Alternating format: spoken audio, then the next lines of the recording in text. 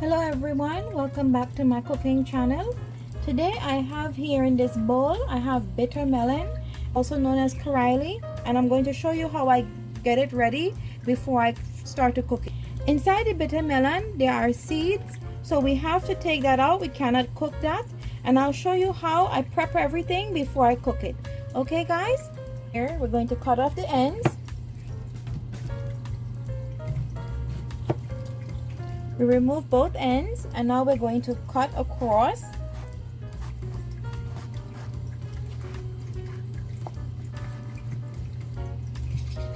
And this is what it looks like inside. We're going to start from the top, put the spoon in there, and just keep scooping.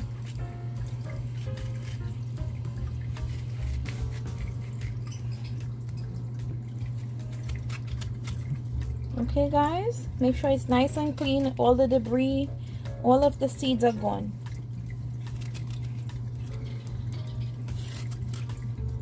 Nice and clean. And so I have another one here. We're going to cut off the ends. We remove both ends, and now we're going to cut across.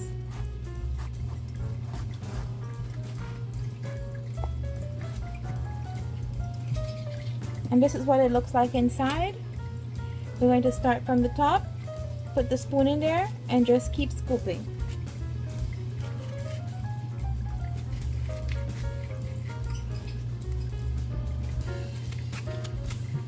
Okay guys, make sure it's nice and clean, all the debris, all of the seeds are gone.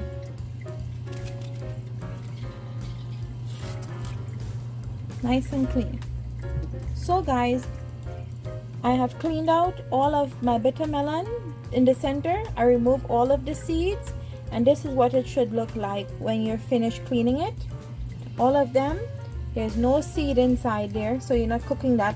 You don't want to get that in your meal. Okay guys, very clean, no seeds. Now once you have all of this, you can discard of this seed pile you have here that you made up here by cleaning the bitter melon, or you can use it as compost, whatever you like. It has so many uses that you can do. I start here and I make thin cuts. The reason I make the thin cuts because I want it to cook fast. So I'm not cutting it too thick, because the thicker you cut it, the longer it takes to cook. And we're going to fry this. So I'm going to show you. That's how thin I'm cutting it. This will cook very fast.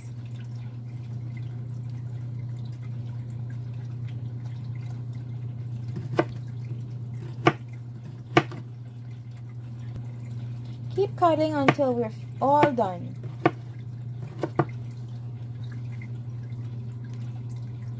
So guys, after we have sliced up all of the bitter melon, I sliced them up nice and thin. As you can see, it's not thick, because the thicker you cut it, the longer it takes to cook, and it really wouldn't come out as good, because you're going to fry this. It'll take very long if it's too thick. So you want to do it nice and thin, and you'll get a nice meal. Pot is on medium heat. I'm going to add oil. At this point, I'm using vegetable oil. I'm going to wait for it to heat up. Then I'm going to add a couple of pieces of garlic, and that's all this dish really needs. I'm going to wait for this garlic to get nice and toasted so it can infuse the oil with its goodness. And then at this point, we're going to add the bitter melon to the pot. And that's all we need, all the ingredients, just the garlic to infuse in the oil, and then the bitter melon. I love this dish a lot because you don't have to add too many ingredients. Just simple ingredient, just garlic, and that's it. We're going to give this a nice stir so that the pieces get incorporated with the oil and they can fry good.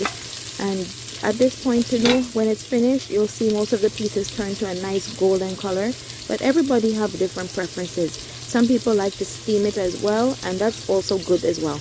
At this point, I'm going to add some garlic powder. This is optional, you don't have to. But if you like some added flavor, you can add the garlic powder. I'm just going to add about like a 1/4 teaspoon, not too much. That's about it, but you can add as much as you want. This will give it a nice flavor. So as it fries in the oil, you can give it a nice stir, and it'll give it added flavor as well. Bitter melon is bitter, so we want it to taste really good. When it's done and cooked, it will taste very nice. So at this point, I'm going to add some crushed red pepper. I'm going to add about a teaspoon of crushed red pepper. You see, I sprinkle it on a couple of times, and that's equivalent to about a teaspoon. But you can add as much as you want, but you just don't want to overwhelm the dish. This is a simple recipe. Many folks, they add different additives to it, like soy sauce, red wine vinegar. They might use sesame oil. They might even put sugar in it. But I want this dish to fight sugar in the body, so I'm not going to add all of those additives to it. I'm keeping it as simple as possible.